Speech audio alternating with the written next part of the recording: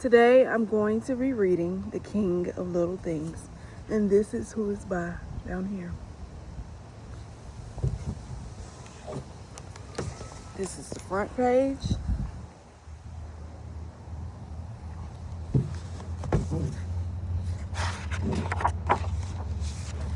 This is the title.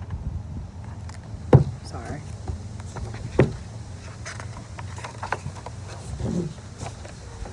First page.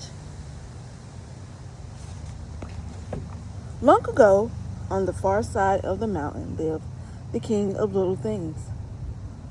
While other kings bruised themselves with the biggest things of the world, he happily ruled over the small things, all the small things.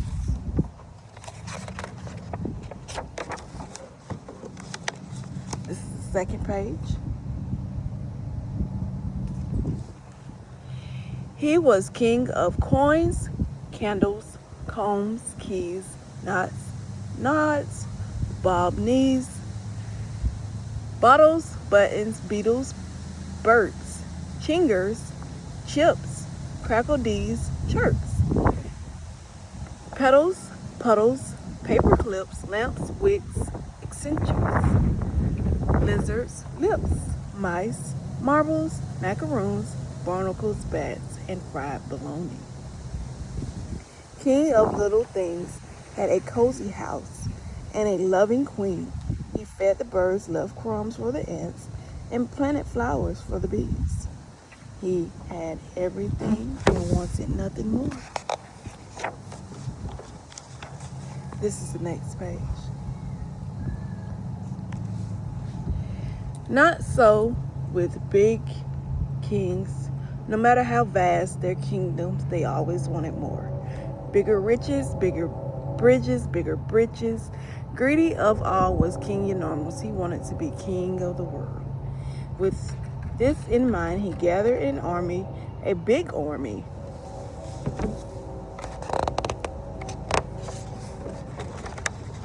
This is the next page. He raided realms, he squashed oversights, he indicated empires. He was certainly had to conquer every king, queen, craze, emperor, chief train, Rajai, and sultan in the world. This is the next page.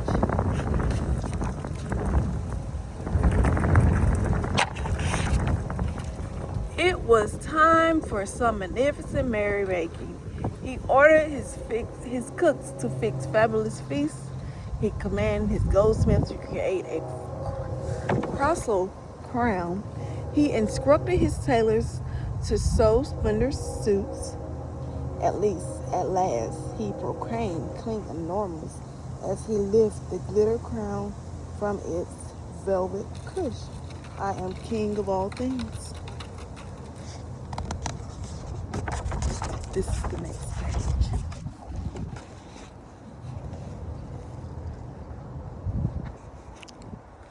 He, Stuart, raised and trembled hands. I beg your pardon, your majesty, of great heft.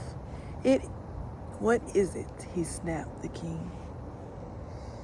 My, Ledger Lodge, whispered the stew. I believe you may have missed his majesty, the king of little things. Little thing has a king? How enormous? What nonsense. Everyone knows that little things only exist to serve big things. And this is the page.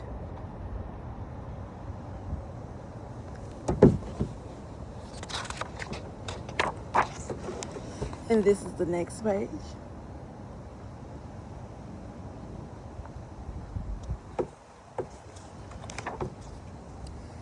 King Enormous stroked his beard. Where lived this king of little things, he growled.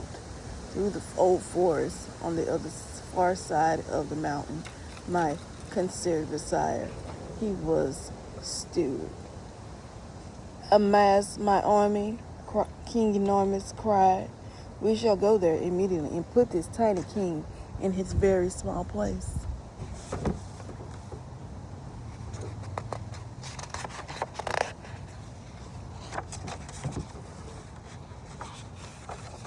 After marching for days, King Eunormus' army at last neared the land of little things. This would not be a fair fight. That's just the way the big king liked it. As the enemy approached, King of Little Things sent messages to his subjects. They had a plan and needed their help. And during the night, the little things went to work. And this is the page.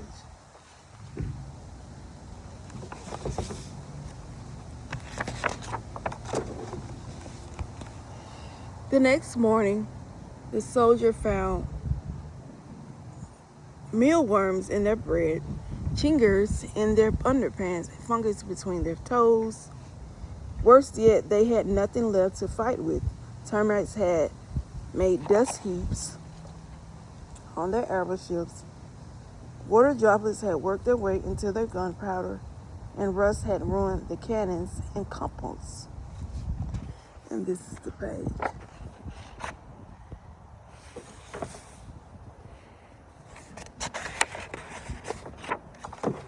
And this is the next page.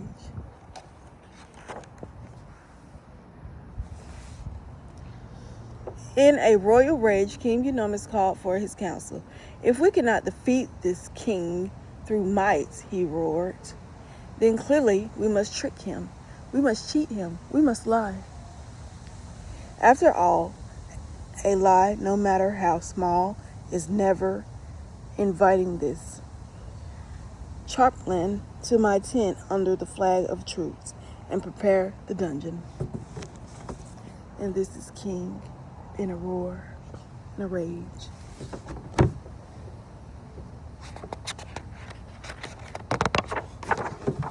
And this is the next page.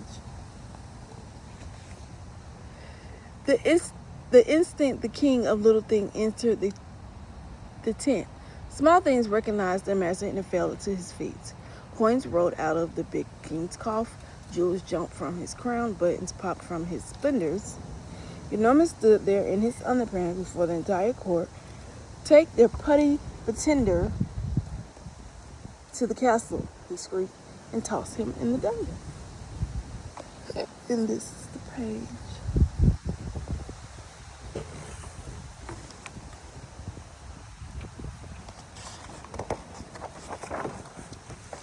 And this is the next page.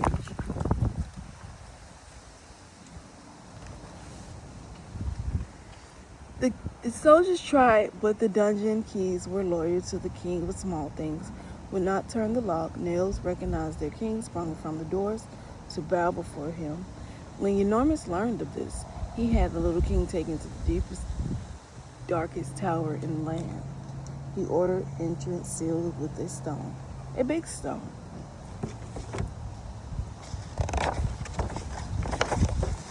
And here's the page.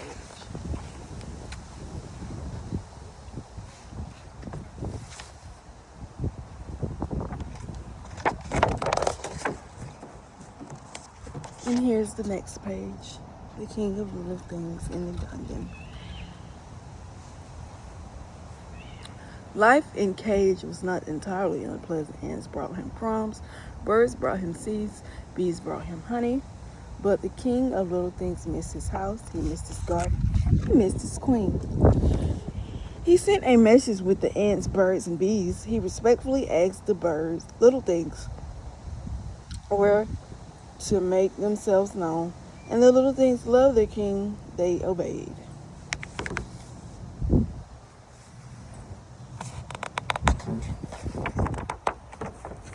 And this is the next page.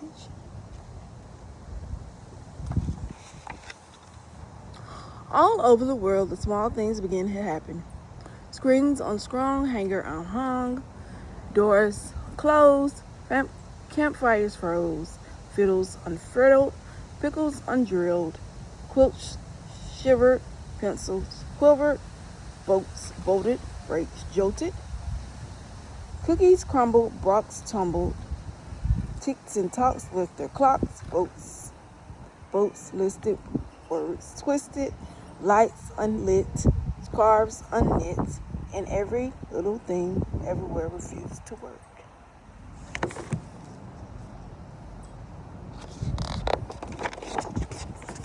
And this is the next page.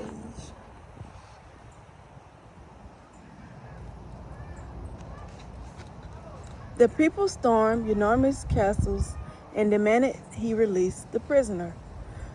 Abandoned by his entire army, the king, once mighty king, had little choice. So the king of little things returned home. The little things went back to work. And King Enormous